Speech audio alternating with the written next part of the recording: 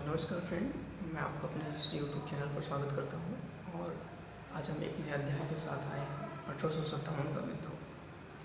1857 का विद्रोह जब भारत में चल रहा था तो इंग्लैंड के प्रधानमंत्री पामस्टन हुआ करते थे और उस वक्त जो है भारत में गवर्नर जनरल जो हुआ करते थे लॉर्ड कैनिंग हुआ करते थे और कंपनी का मुख्य सेनापति जो हुआ करता था वो जॉर्ज एनिसन हुआ करता था।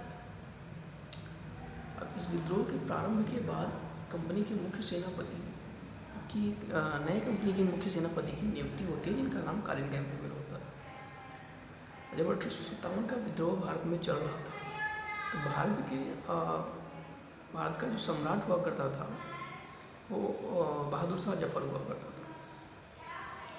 1857 के विद्रोह को निम्न शीर्षकों के अंतर्गत बड़ी सरलता से समझ सकते हैं।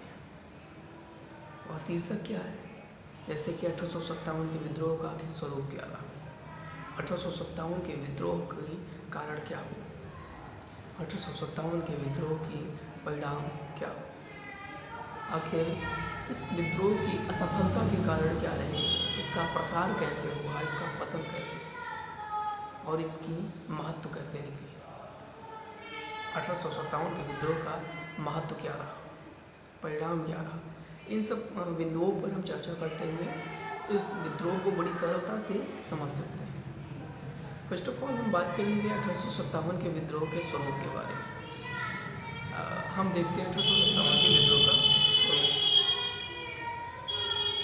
1857 का ये जो विद्रोह था ब्रितानी सत्ता के 100 वर्ष पूर्ण होने के पश्चात ही भारतीय सिपाहियों ने विद्रोह कर दिया।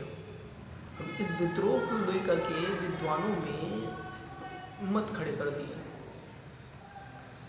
अंग्रेजी इतिहासकार इसे सिपाही विद्रोह की संज्ञा देते और सामंतवादी प्रतिक्रिया हिंदू मुस्लिम षड्यंत्र की संज्ञा देते हैं। वहीं दूसरी ओर भारतीय इतिहासकार इस विद्रोह को एक राष्ट्रीय आंदोलन बताते, राष्ट्रीय विद्रोह की संज्ञा देते। यह भी देखा जा सकता है कि कुछ भारतीय इतिहासकारों ने अंग्रेजी इतिहासकारों के हाँ में हाँ मिलाया और जैसा कि ब्रिटेन की पार्लियामेंट ने भी यह घोषित कर दिया कि ये जो 1857 का विद्रोह रहा यह जो है एक सिपाही विद्रोह है, ठीक है। और वहीं ब्रिटेन के एक प्रसिद्ध नेता हुआ करते थे बेंजामिन डिज़रायली। इन्होंने हाउस ऑफ कॉमन्स में सरकार के मत का खंडन करते हुए यह कहा कि जो 1857 का विद्रोह है यह विद्रोह नहीं बल्कि यह एक राष्ट्रीय आंदोलन। वहीं भारतीय इतिहासकार वी.डी. सावरकर ने 1909 में अपनी पुस्तक the Indian war of independence 1857 में इस विद्रोह को सुनियोजित स्वतंत्रता संग्राम की संज्ञा दी। अब इस विद्रोह के बारे में कुछ अंग्रेजी इतिहासकारों के मत रहे, जैसे कि L.E.R. रीच के अनुसार इन्होंने बताया कि यह विद्रोह जो है धर्मांधों का ईसाइयों के विरुद्ध युद्ध रहा। और E.R. होम्स के अनुसार E.R. होम्स कहते हैं कि जो 1857 का विद्रोह रहा यह बर्बरता तथा सभ्यता के बीच का युद्ध रहा।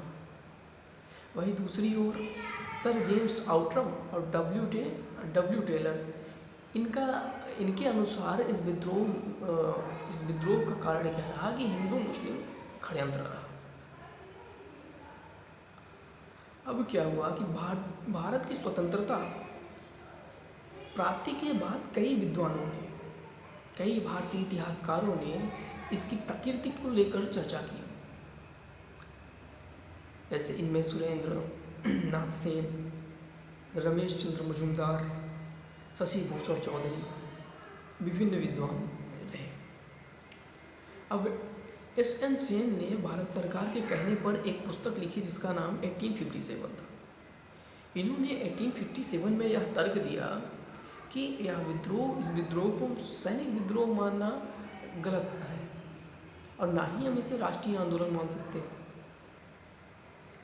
क्योंकि यह कहीं भी केवल सैनिकों तक सीमित नहीं रहा। अवध में यह एक जन आंदोलन बन गया था, जहाँ के देशभक्तों ने अपने राजा तथा राज्यों के लिए संघर्ष किया। ये एशियन सेन का मानना था। वहीं दूसरी ओर इनसे पहले भारत सरकार ने 1857 के विद्रोह के बारे में पुस्तक लिखने के लिए आरसी मजूमदार को कहा। आरसी मजूमदार से भारत सरकार के बीच में कुछ अनबन होने के कारण आरसी मजूमदार ने बुक लिखने से साफ साफ मना कर दिया। ये तो कुछ रहा कि 1857 के विद्रोह का ये सार रहा। अब हम जानते हैं कि 1857 के विद्रोह की आखिर कारण क्या होती है। 1857 के विद्रोह के कारण के बारे में इसका यह निम्नलिखित कारण रहे। एक राजनीतिक कारण, आर्थिक कारण, सामाजिक धार्मिक कारण, कुछ तात्कालिक कारण रहे। अब राजनीतिक कारण में क्या हुआ कि 1803 में मुगल सम्राट क्या हुए कि अंग्रेजों के अधीन रहने लगे, अधीन हो गए थे। तो अधीन होने के पश्चात भी मुगल सम्राट जो हुआ करते थे, उन्होंने ब्रिटिश गवर्नर जनरल को अपना प्रियपुत्र अथवा नौकर कहकर संबोधित करते थे। यह सब बातें जो है ब्रिटिश गवर्नर जनरल को अच्छी नहीं लगी। तत्कालीन ब्रिटिश गवर्नर जनरल जो हुआ करते थे एम्हर्स्टन ने यह साफ कर दिया कि आपकी बादशाहत जो है यह नाम मात्र की है, और नजर खिल्लत लेने पर खड़ा होने से इन्होंने मना कर दिया।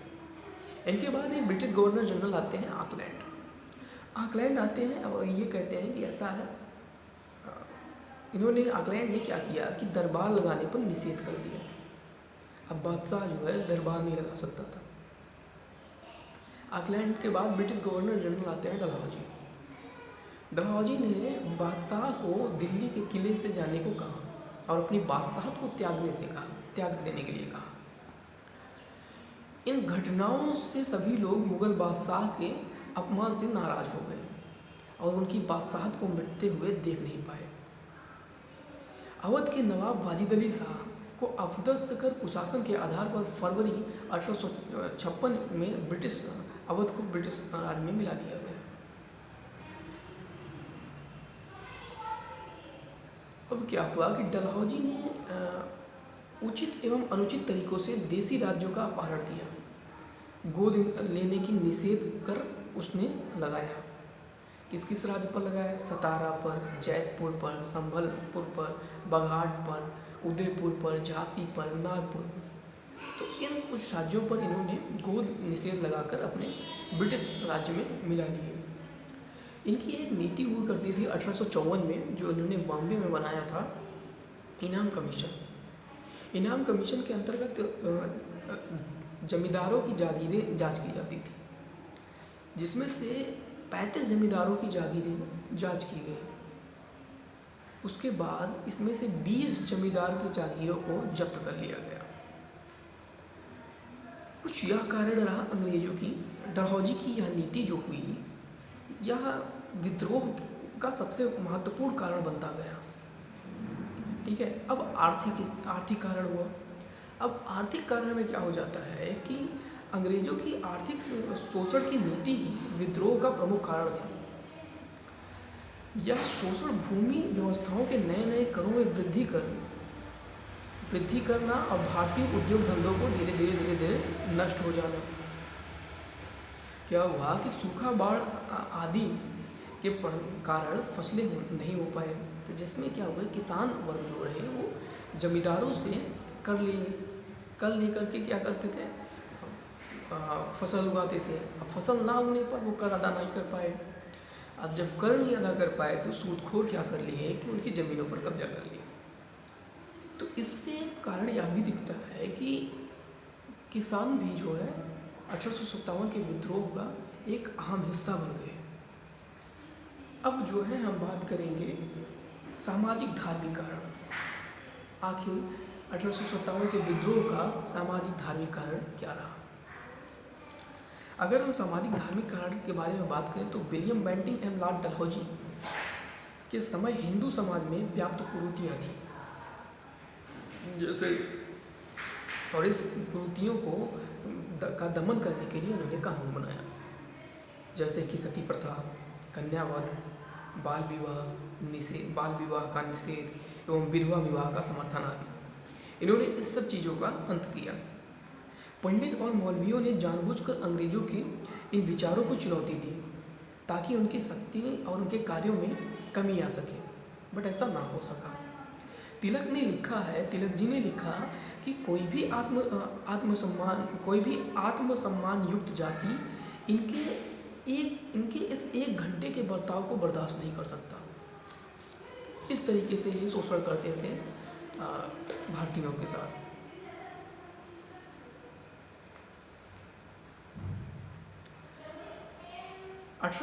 ईस्वी में इन्होंने जब ईसाई मिशनरियों को भारत में आने की अनुमति दे दी, तब क्या हुआ, तब से इनका प्रसार बहुत बढ़ गया।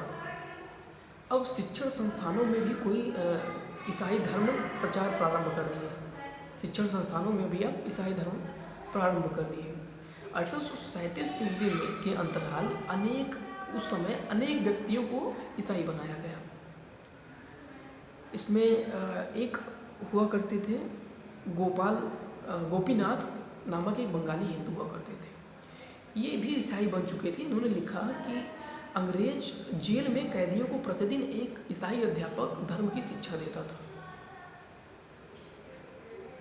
एक अंग्रेज अधिकारी मेजर एडवर्ड्स ने लिखा है कि भारत पर हमारे अधिकार का अंतिम उद्देश्य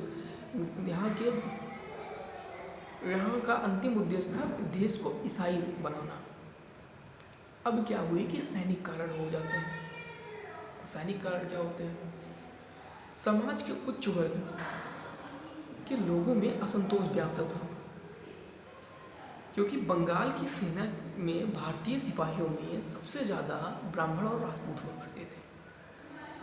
तो कॉर्नवालिस की आंग्लीकरण की नीति के कारण भारतीयों के लिए पदवृत्ति के दरवाजे बंद कर दिए गए। भारतीय सिपाहियों का वेतन भी बहुत कम था, जैसा कि 7 रुपये महीना था। उन्हें 7 रुपये महीने वेतन मिलता था।